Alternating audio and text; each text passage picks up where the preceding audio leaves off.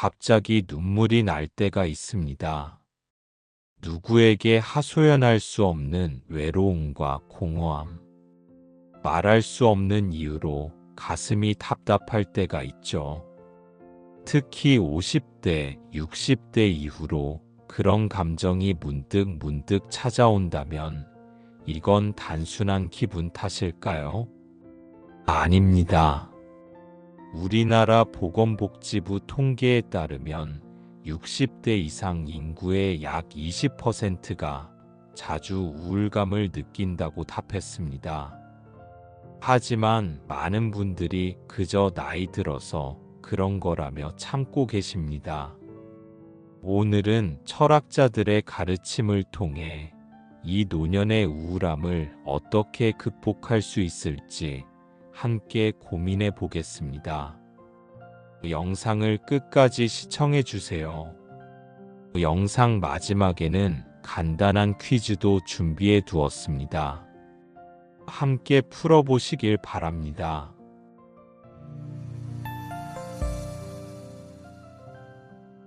우울함은 왜 찾아오는 걸까요? 철학자들이 말하는 인간 존재의 불안부터 살펴보겠습니다. 사르트르는 이렇게 말했습니다. 인간은 자유롭게 태어났지만 그 자유가 곧 불안을 낳는다. 젊을 때는 미래에 대한 기대와 계획이 우리를 채워줍니다. 하지만 나이가 들수록 아이들도 독립하고 직장도 은퇴하고 삶의 목표가 모호해집니다. 그때 갑자기 공허함과 불안이 우리를 찾아옵니다. 이걸 철학에서는 실존적 불안이라고 부릅니다. 쇼펜하우어는 인간 존재의 고통을 의지와 연결지었습니다. 원하는 것을 쫓아갈 때 우리는 고통받고 원하는 걸 이루면 또다시 공허해진다고 했죠. 특히 노년에는 쫓아갈 의지도 새로운 자극도 줄어들다 보니 그 공허함이 더욱 깊게 느껴집니다. 한 연구에 따르면 은퇴 후 5년 이내에 우울감을 겪는 비율은 은퇴 전보다 약 1.7배 높아진다고 합니다. 내가 더 이상 쓸모없는 사람이 된 것 같다. 이런 감정 때문입니다. 여기서 중요한 건 이런 감정이 나만의 문제가 아니라는 사실입니다. 인간이라면 누구나 겪는 존재의 문제라는 점. 철학자들도 고대의 왕도 현대의 우리도 예외가 아니라는 걸 깨닫는 것만으로도 위로가 될 수 있습니다. 이번엔 노년의 공허함과 불안은 자연스러운 것이라는 가르침을 전해드리겠습니다. 공자는 논어에서 지천명이라 했습니다. 50세에 천명을 알게 된다. 즉, 자신의 삶의 방향을 깨닫는 시기라는 의미입니다. 그런데 많은 사람들이 50세가 넘어도 천명을 모르겠다고 여전히 불안하다고 이야기합니다. 공자의 가르침은 여기서 몰라도 괜찮다는 여지를 줍니다. 천명을 깨닫기 위해 중요한 건 조급해하지 않는 것, 흐름에 자신을 맡기는 것. 노자는 더 직접적입니다. 도덕경에서 무위자연이라 했습니다. 있는 그대로의 자연스러운 상태를 받아들이는 것. 노자는 인간이 욕심을 버리고 자연처럼 흘러야 마음의 평안을 얻는다고 가르칩니다. 나이가 들수록 무언가 이루려 애쓰기보다 지금까지 살아온 나를, 이미 충분히 고생한 나를 인정해주는 것이 중요합니다. 삶의 흐름을 거스르려 애쓰기보다는 내려놓음이라는 철학적 태도가 노년의 우울함을 덜어낼 수 있습니다. 이번엔 삶의 목적을 다시 찾기 위한 철학자들의 실천적 지혜를 살펴보겠습니다.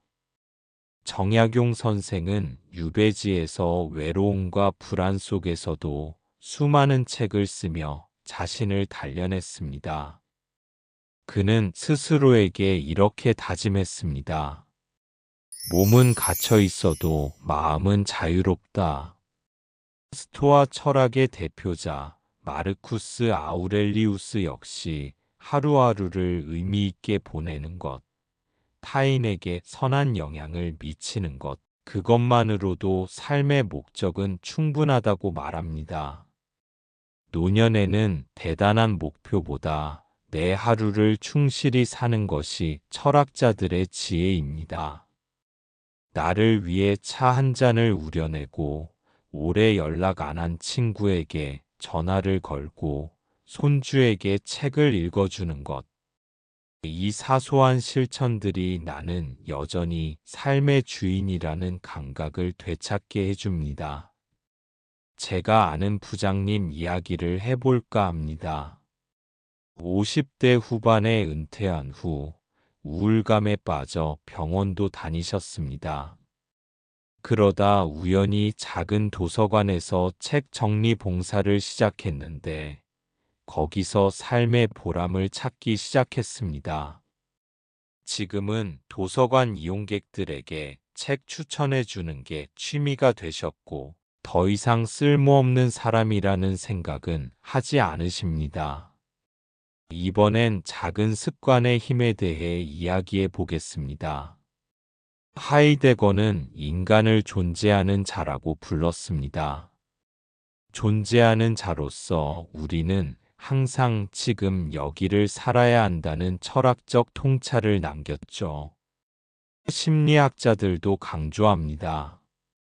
노년의 우울함은 하루 한 가지 작은 행동 변화를 통해 충분히 극복할 수 있다고요.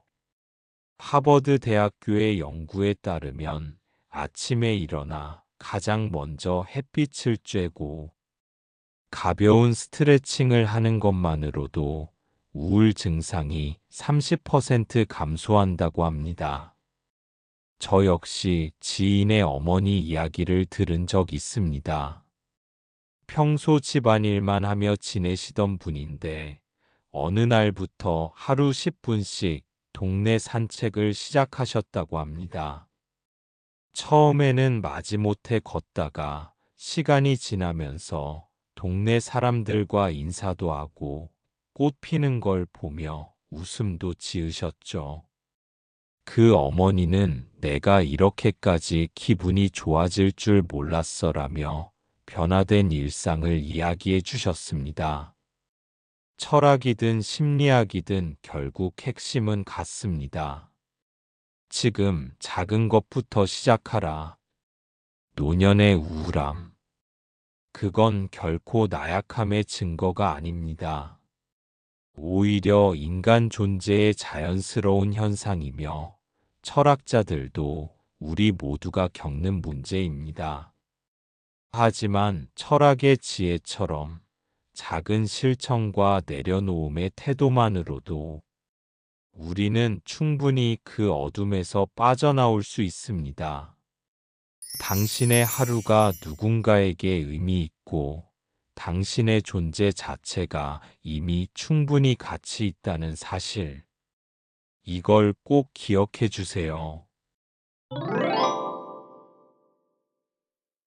그럼 오늘의 지혜를 더 잘 기억하실 수 있도록 간단한 퀴즈를 준비했습니다. 천천히 생각하며 함께 풀어보실까요? 첫 번째 질문입니다. 철학자 사르트르는 인간이 어떤 상태 때문에 불안을 느낀다고 했을까요? 1번 자유롭게 태어났기 때문에, 2번 환경에 의해 좌우되기 때문에, 3번 물질이 부족하기 때문에. 정답은 자유롭게 태어났기 때문입니다. 사르트르는 인간이 자유롭기 때문에 스스로 책임져야 하는 불안이 생긴다고 했습니다. 두 번째 질문입니다.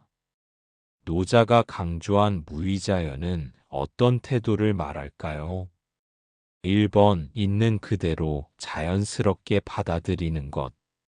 2번 끊임없이 경쟁하며 노력하는 것. 3번 타인의 기준에 맞춰 사는 것.